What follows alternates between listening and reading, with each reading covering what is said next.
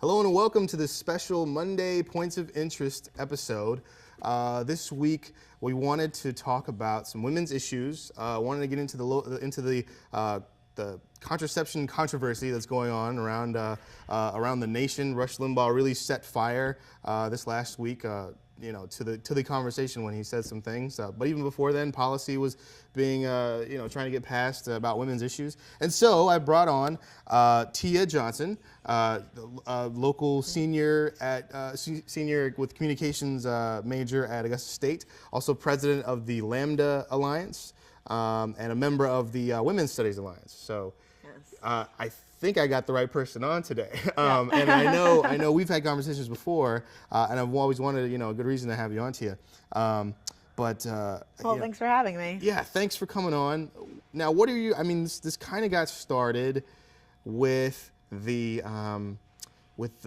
legislation that was trying to get passed about insurers and contraception, and the Catholic Church came out against. Out of a religious or like conscience or morality that they objected to paying for contraception for their employees, at like churches and hospitals and things of that nature. But then it really blew up when Rush Limbaugh called Sandra Fluke a slut and prostitute, and has he said she should make videos and put it on the web.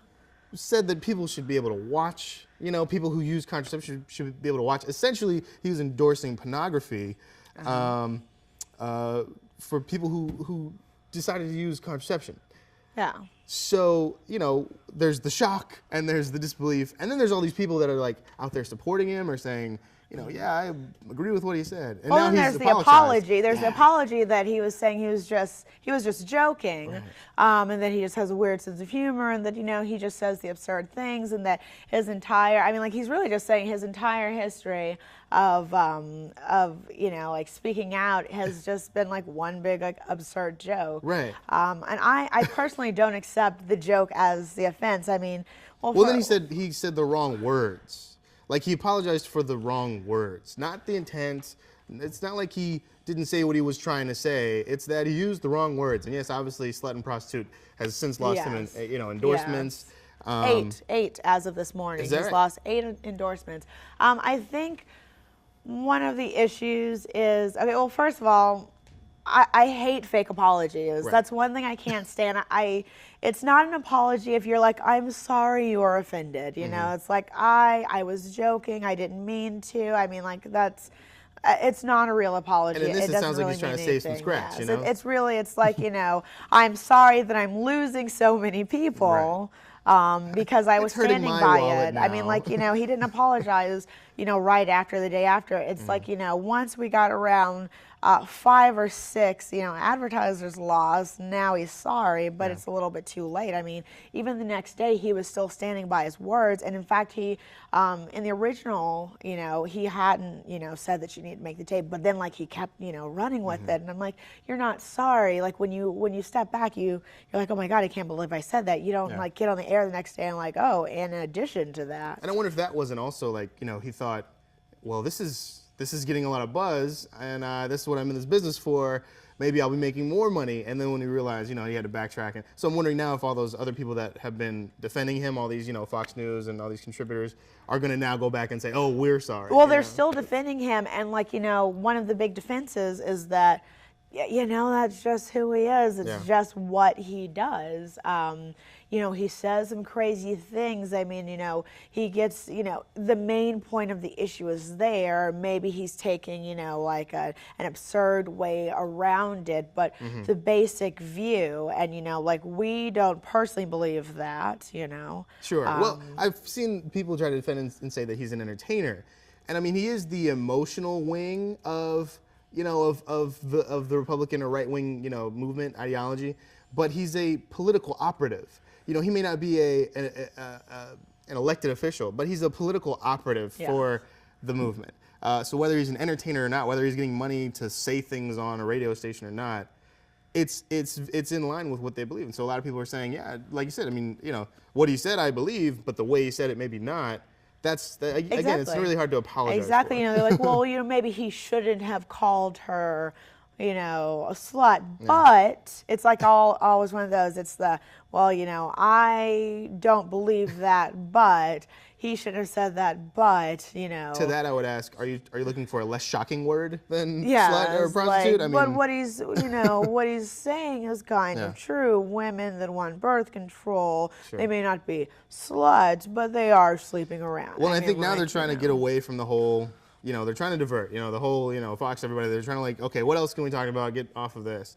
But it all kind of was sparked by their perception that government or Obama or, you know, the left was trying to take over, again, with this whole healthcare, you know, government takeover to make, and also like trampling on religious freedom. That was one of their main arguments, by making insurers, again, these are private insurers, pay for contraception or, you know, that kind of healthcare to their employers. Well, I think that, I mean, there was a middle ground. I don't think it was quite to the effect where, you know, the government was saying, Catholic Church, you are responsible for this. They're saying, you know, I mean, let's face it, just because you slap the name saint in front of a church doesn't make everyone in that church Catholic, or it doesn't make everyone at the hospital Catholic, you know. True. It's something different where, you know, we're talking about parishes, or we're talking about churches, but when we're talking about, like, you know, hospitals or institutions, schools, you know, I mean, that employ people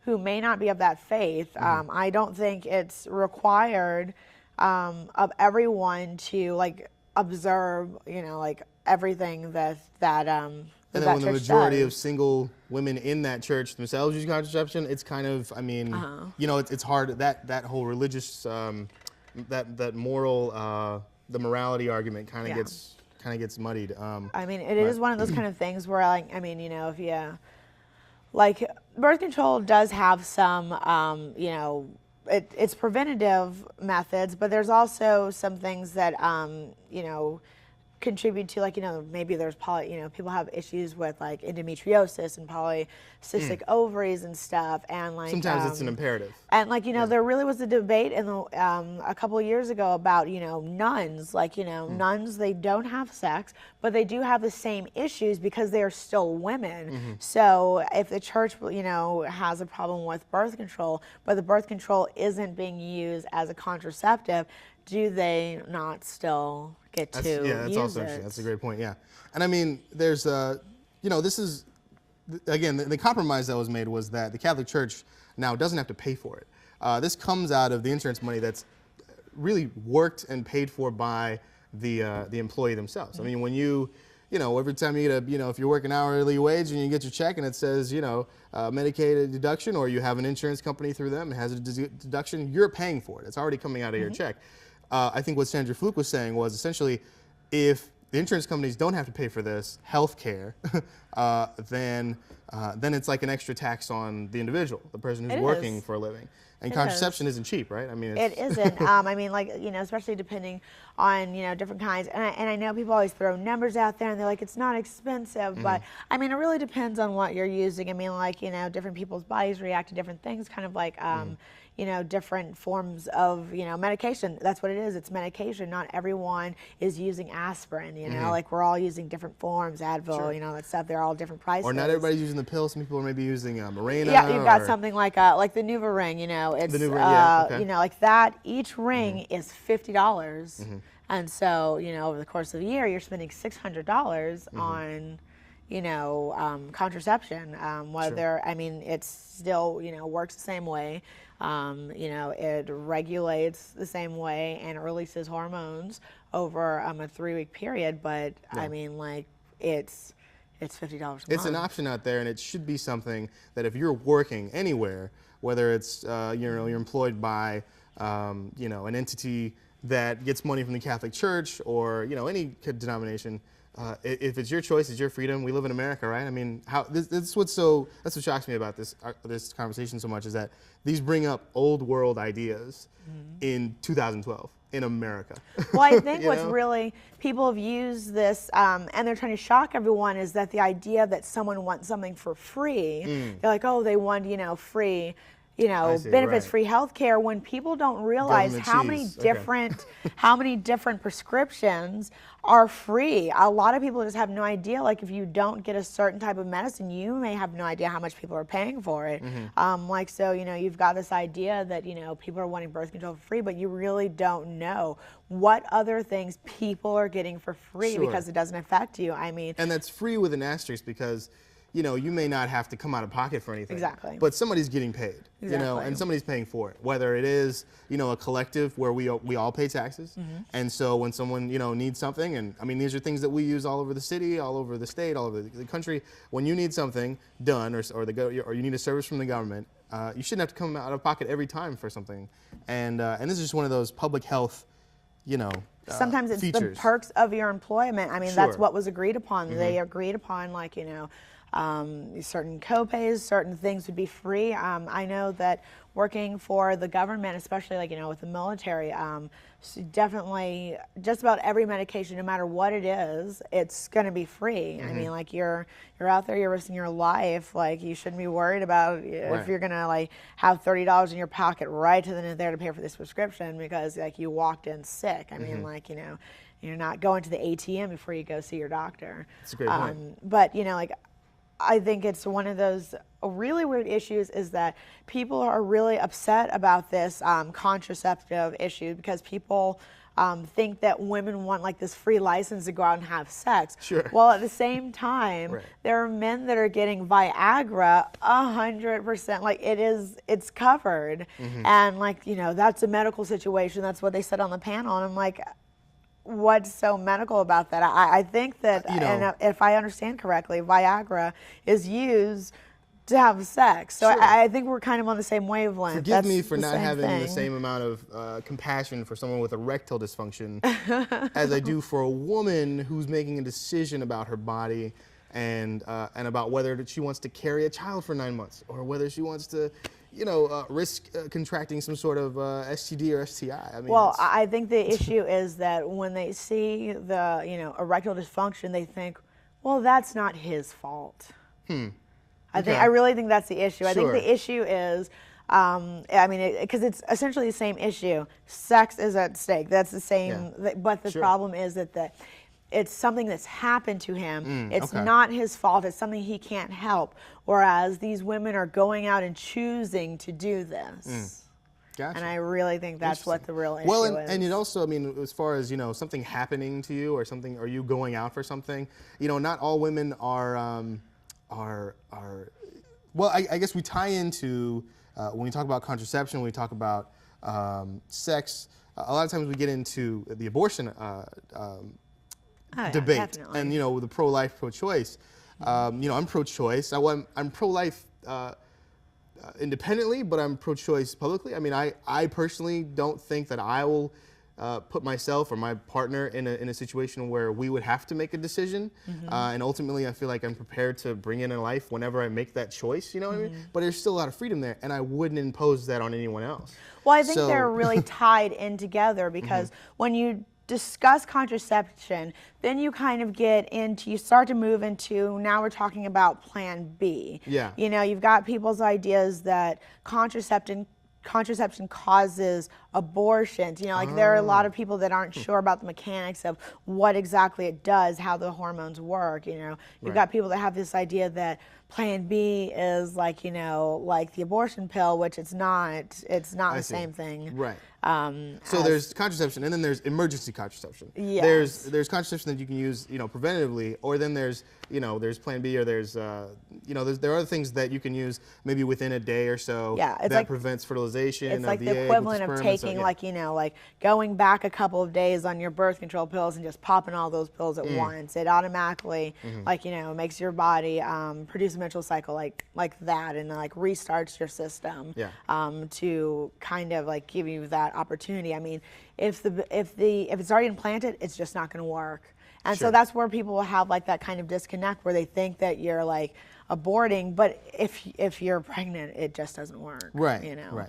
And then it only works within a certain window. That's why there's a window for it, because then you're just wasting money afterwards. Sure. And then you may find yourself in the situation where you have to decide: am I gonna, do I want to carry this child? Is this a life that I am responsible enough to bring into this? Is this with a partner that is gonna be around? Because the guys don't really, that thought process doesn't happen. Oops, I got you pregnant.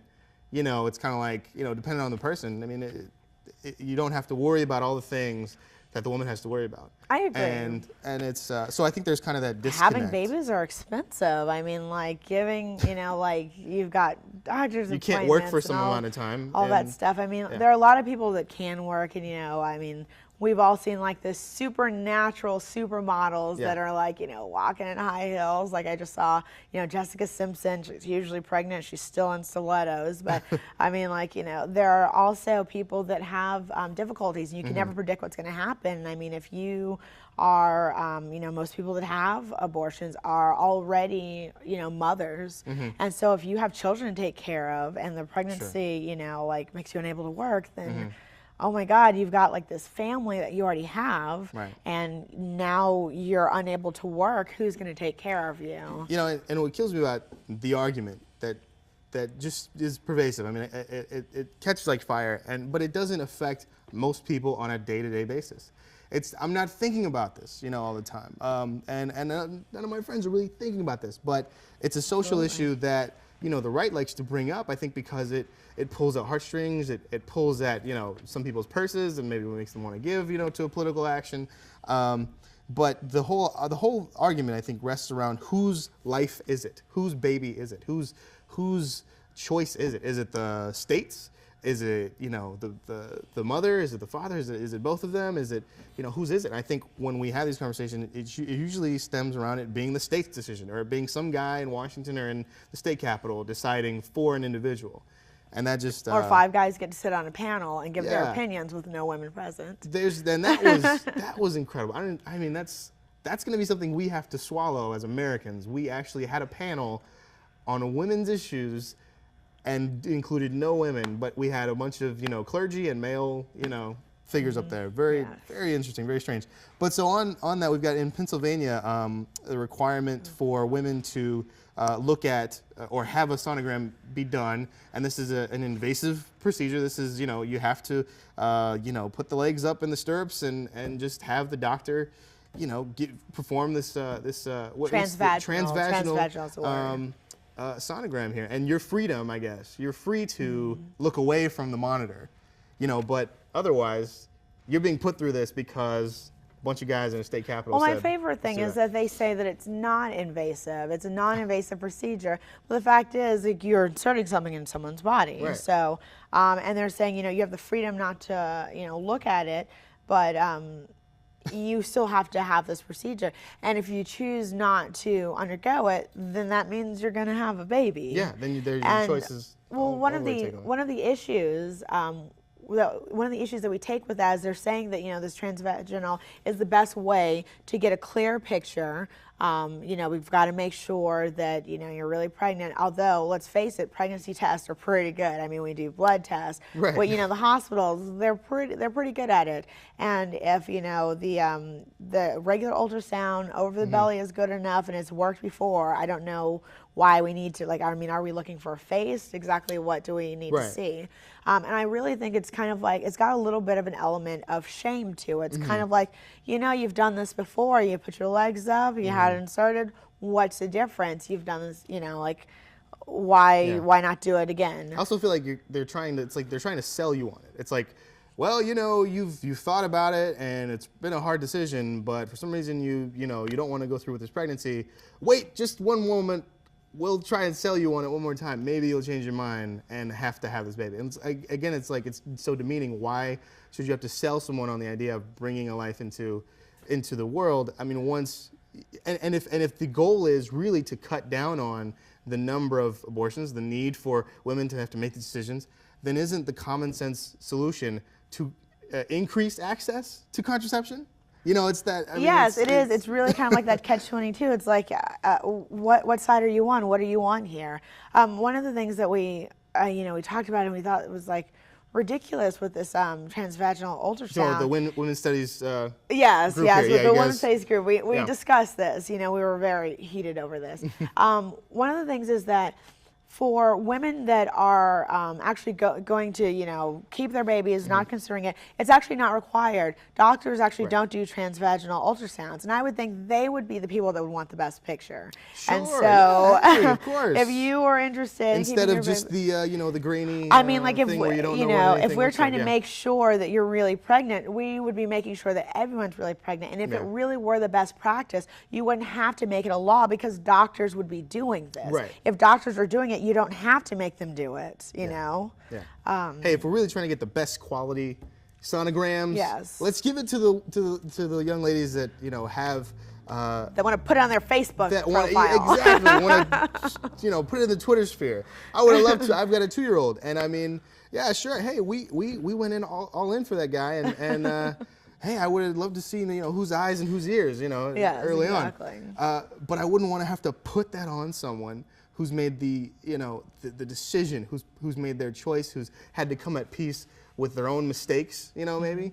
And Well, you know, even with so- like, you know, maybe someone who hasn't made a mistake. What if you've got, you know, an adolescent or even worse, rape victim? Right. You know, this and is as we understand, there are no it's- concessions for these. It's a heavy burden to carry, and I mean, if you've already been violated once, I mean, you know, we've got rape victims that don't want to go to the hospital because they don't want to go through the experience of getting their rape exam. Right. I imagine they probably don't want this probe. Right. When pregnancy is used as a weapon, as it's documented, you know, having a woman be put through this is just like turning the knife. It's just, you know, it's just making a bad situation much worse. And as far as we can see, there are no concessions for either from, you know, religious aspects, from, you know, the Catholic Church, or from, you know, from these legislators who want to make this an across the board type deal. And that's a real shame. Agreed. Because sex shouldn't be, you know, a weapon. It shouldn't, you know, relationships should be healthy enough. We should tend toward our better qualities, and maybe, you know, have better outcomes, so that there's less of a culture of shame, less a culture of taboo or violence associated with sex. So, in any case, but this actually it's not necessarily anything new. Yes, it's in the news right now. We're talking about it, you know, but it keeps recurring, and there's almost a history. Well, there is a history of restricting access and choice. Well, to like women. every month, like every state, you know, especially southern states, are always coming up with new ideas on how they're going to make this happen. Or increasing, you know, different things. Like we've seen contraception, just the price increase. You know, now it's about cutting it all together. Yeah. So over the past decade, we've seen the prices of contraception rise and rise and rise, and government regulation on those things, you know, go away, so that these insurance companies can, you know, jack them up. Now it's a matter of let's get rid of it altogether. Well, now it's even a matter of people being able to religiously object to giving it to you. Right. It's not even a matter, if you can afford to obtain it, you have no problem, you don't need your insurance company, you got $600 a year to pay for it, in a free and market you can economy. walk into a pharmacy and still not be able to receive it. I just, it blows my mind that, I mean, everything can be lined up perfectly, and you get to the end point and someone can say, based on their own on their own personal beliefs, that they refuse to hand this over to you. And I mean, like, so what are you gonna do? Do you have to drive around, you know, like hoping that someone is like gonna, you know, is just gonna say, here is your prescription that was written out by a doctor for you. Right. And all of these fly in the face of the First Amendment, I think. You know, religious freedom has been their crying wolf over this on the right, you know, that this is an infringement on religious freedom. But religious freedom is in order to protect individuals. You can believe what you want to believe and express that publicly without being detained, kind of thing. It doesn't mean that you can infringe or impose upon another individual. Or someone's health care. Yeah. Or the quality of life that they have. Yeah, which is like a no-brainer in these blue states, or, you know, where, you know, Democratic state houses, or this is non-issue. But around here, like you said, it's so tied into religious culture and old world ideology. But this also speaks to sort of the perception of the woman's place in the world. The women's role. They're supposed to be in the house with the kids. Kind of thing, right? Not out working and being independent and getting contraception and having sex, for God's sake. Yes. It's like, this all speaks to an older. Like I said, we're in 2012, man. Where are we going from here? I agree. I'm starting to see right? it feels like there's starting to become a backlash against single moms. Sure. It's not just women that are under fire. I feel like single moms are under fire. I can't remember what state it is, but now they're trying to introduce into the bill that single moms are contributing to neglect. Wow. By the very virtue of being a single mom. Wow. I can kind of see. I didn't hear the word man in that sentence at all. I didn't hear No. And in that legislation, I'm sure it's not about the absence of a father, but the irresponsibility of a single mother. Absolutely. However you can paint that picture. Absolutely, because I would think that being walked out on by a parent would be neglect. Right. Not like the parent that stays there and does the best they can. I think that the other parent would be neglectful, but apparently. It speaks to like the disconnect I was talking about a little earlier. With men, we just don't get it. With contraception, we think, okay, 75 cents at a gas station. We don't think that it's a real expense. And then with birth and pregnancy and then even childbearing, again, it's not like the guy's role. It's the guy's role to go make the bread and play sports or something. I don't know. It's Well, but even so, it does still kind of fall on women to be responsible because a lot of studies have shown that especially among college age students, after the first year of just college, being in a relationship, the use of contraceptive, especially condom use, falls dramatically. Okay. And so, if that's the case, then you've got to provide a backup. If you're not using condoms, and the person's not willing to or whatnot, obviously, I would think that you wouldn't want to be in that relationship. Well, it takes but at two, the same and time, if one falls off, somewhere, then another one's got to pick it up. But if there's a backup, if there is an actual plan, contraception, it works. Yeah. It works a lot of the time. That's why, a lot of us, we're getting through school, we're doing these, great things, and, we don't have to worry about how we're going to provide for a child and how we're going to be a burden on the government. I don't know that I've thought of it that way, but it almost evens the playing field when guys don't have to worry about this kind of thing and can just go to school, go to parties, what have you, not really think about, the consequences. If women can use the method to not have to worry about it themselves, then it almost evens the playing field. It almost exactly. It says, hey, you can do these things also without some sort of negative consequence. But see, that's kind of the problem because if you do the same things, then people view you negatively. Right. Like you can't do the same things. That's as what a gets man. you called That's a slut the and a problem. prostitute. Exactly. If you're independent and you're well educated and you take responsibility for yourself, and people are like, oh, she must have a revolving door, same. Sandra Fluke, Georgetown. Or in the professional world, she's we can't say it on. She's a B, or she's a. I just can't imagine talking poorly about she's going to Georgetown. I'm sure that that doesn't make her a good person. Well, she's a snob, obviously. She's in higher education, as we've heard from the right. If you're all about higher education. Well, she's been indoctrinated, so. Oh yeah, obviously. So, and real quick, we're about to close the show here, but I wanted to hear. We've been dogging on the right, and Demetrius wasn't able to be here with us today, but we'll have the Wednesday show with him.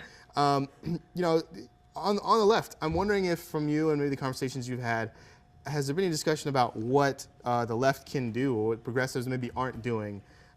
What could be done, more to defend the progression of women's issues, women's rights, women's access? I don't know. Has that ever come up? Well, our version of it is education, which we know, we're indoctrinating our students. That we kind of educate them to the idea that things like laws like the First Amendment was really for the minority view. It's not to protect the majority view, because you already have a majority. Everyone already agrees with you. Sure. It's there to help preserve. And at that time, it was a majority of men. Now, yes, let's yes, protect the exactly. minority. Now we got to protect the minority of women's views. Sure. You've got to have someone to keep you from being railroaded. Yeah. I think it really does lie in education, and that's kind of the problem we're having, as a country.